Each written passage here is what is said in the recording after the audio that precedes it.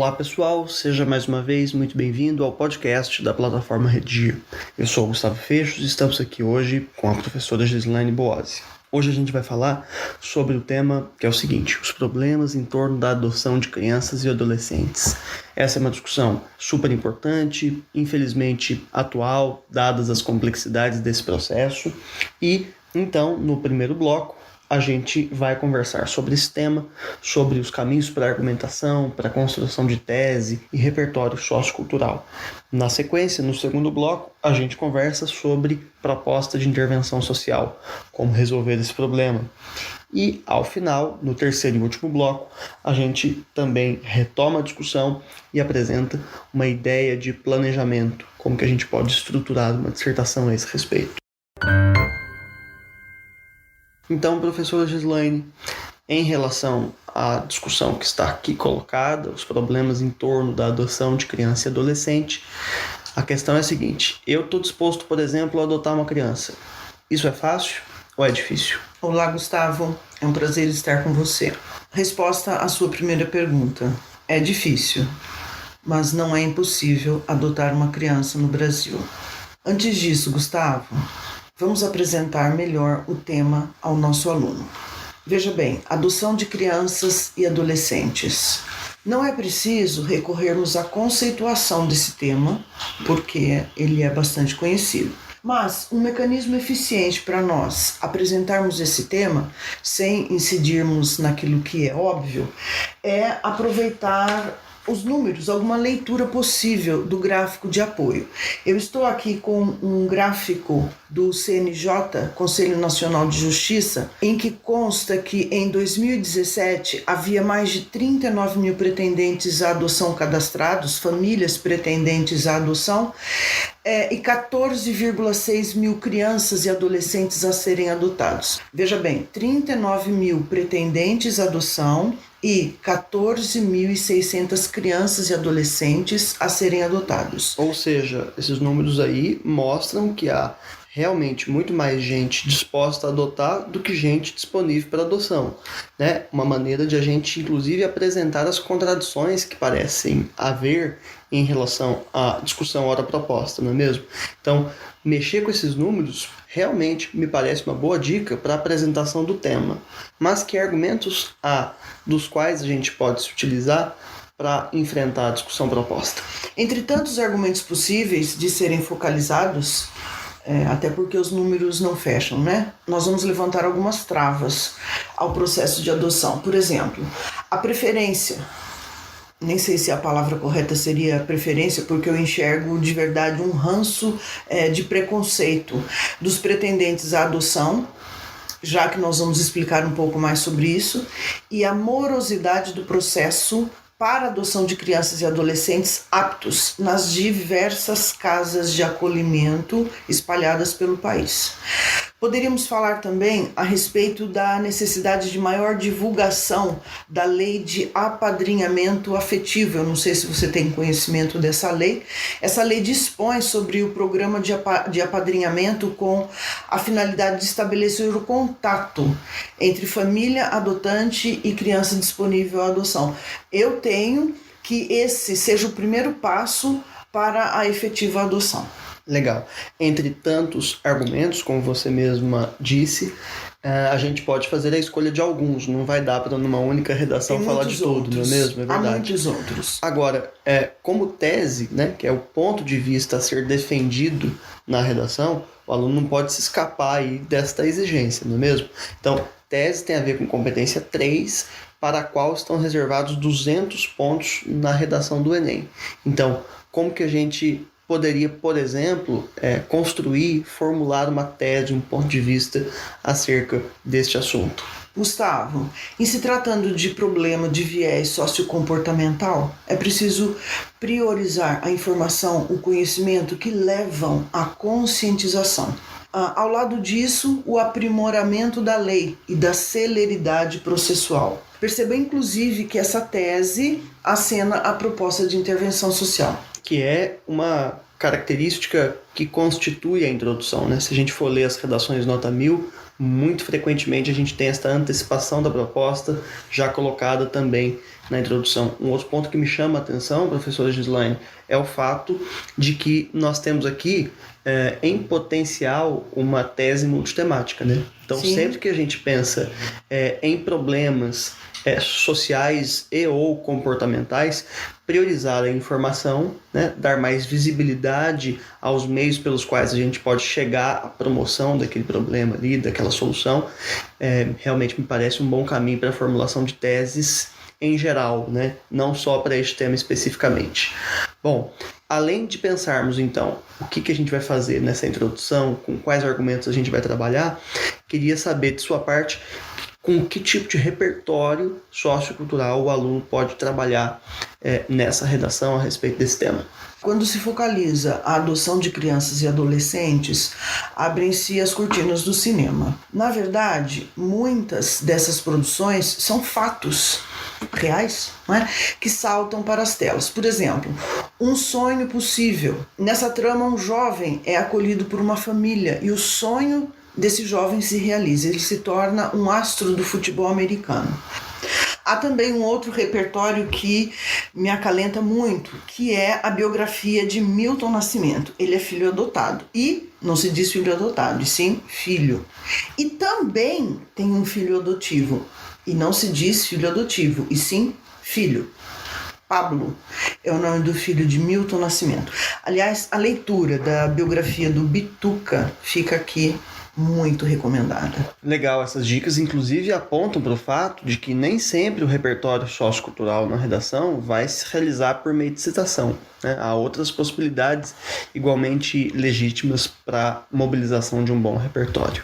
Então, professora, queria te contar uma coisa. Eu estou afim, por exemplo, de adotar um filho. É fácil ou é difícil? Gustavo, o que acontece é que muitos pretendentes à adoção não compreendem que cada criança passível de adoção tem, inevitavelmente, uma história que não pode ser desprezada.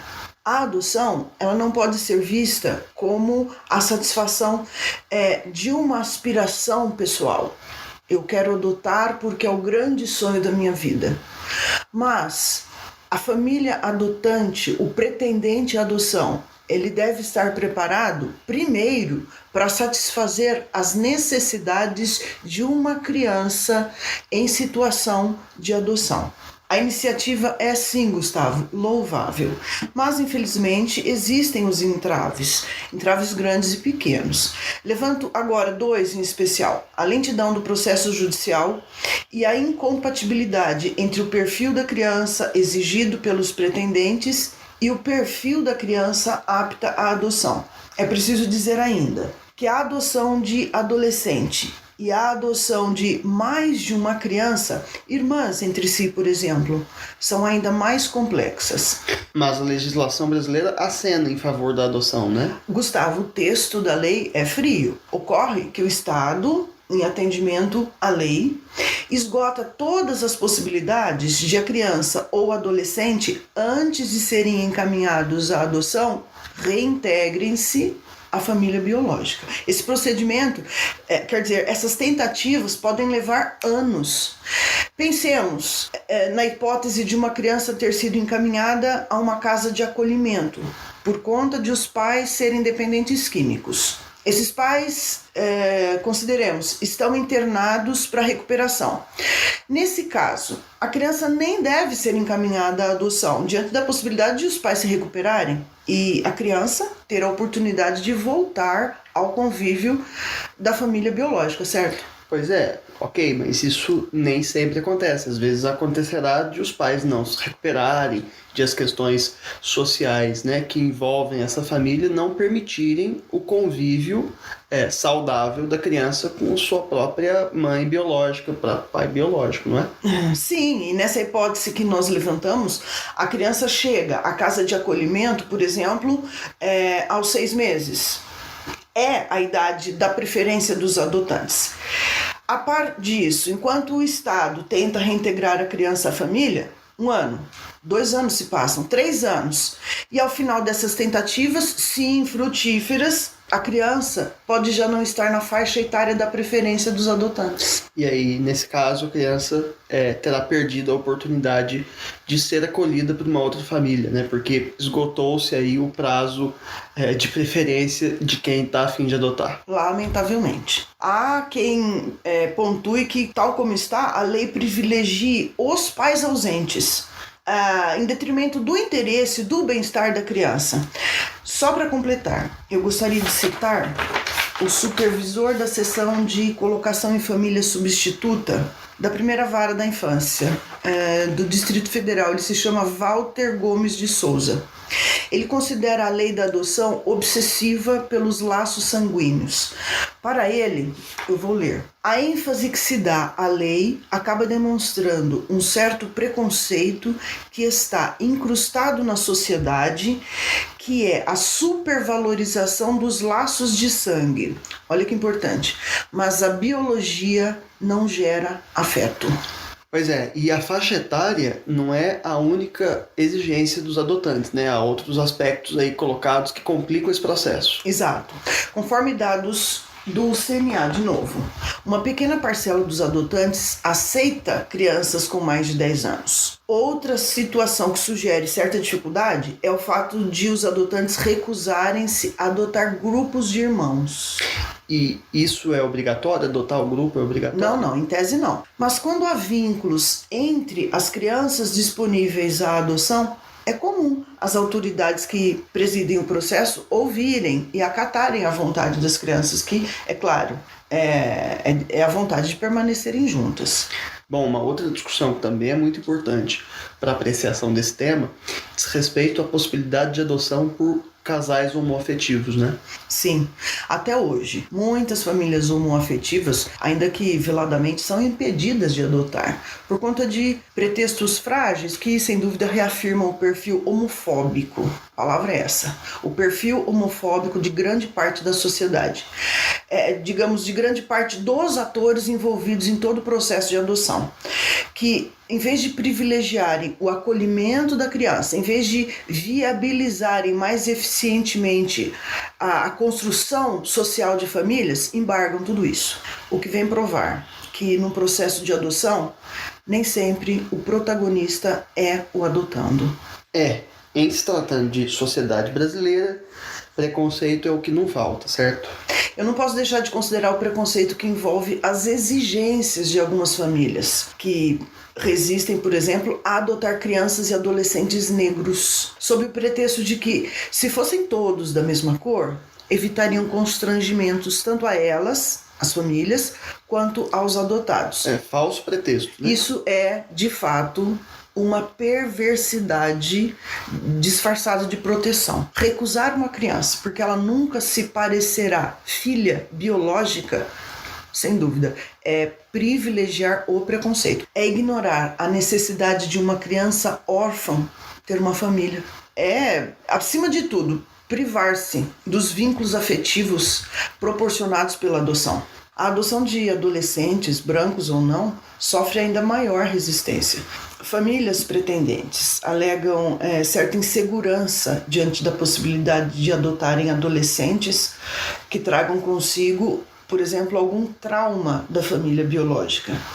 Gustavo, a criança ou adolescente disponível à adoção tem uma história.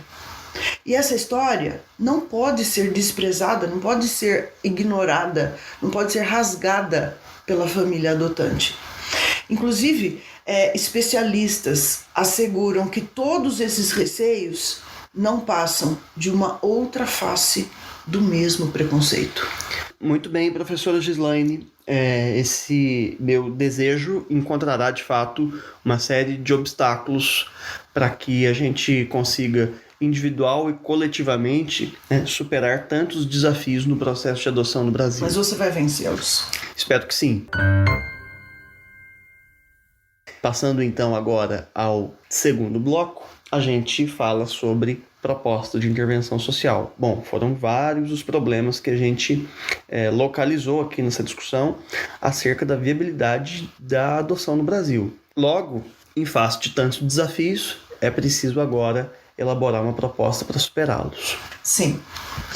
Portanto, para resolver a questão, para aumentarem as estatísticas da adoção, é preciso que haja maior divulgação da lei do apadrinhamento afetivo. Legal falar isso, porque você toca num ponto aqui que me parece muito relevante, que é o seguinte: nem sempre a gente vai inventar lei na proposta de intervenção social, não é? Então, as leis já existem, inclusive pouco provável, sinceramente, que o aluno, em 5 linhas, né, dada a discussão do tema, terá de fato conhecimento jurídico prévio para chegar à proposição de elaboração de uma lei. A gente não sabe se ela já, de repente, não existe mesmo. Então, pensar nessa dimensão da visibilidade, da aplicação, da fiscalização de leis que já existem, me parece um caminho bom para vários temas, não só para esse, né? Verdade. É isso mesmo. É preciso, então, que haja maior divulgação da lei do apadrinhamento afetivo, a fim de que famílias tenham a oportunidade de estar com crianças e adolescentes órfãs, ou se não órfãs, disponíveis à adoção, porque esse é o primeiro passo para a efetiva adoção. Também é possível mobilizar as autoridades envolvidas no processo de adoção.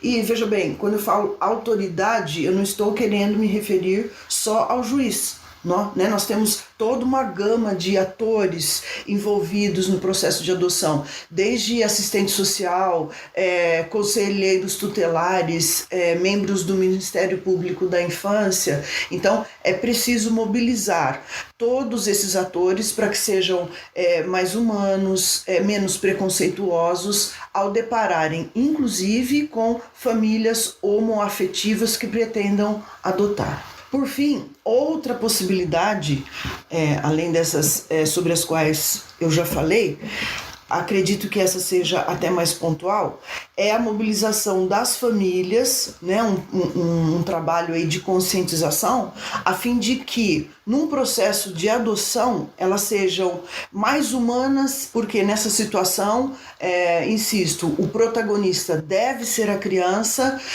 com vista à construção saudável de uma família social.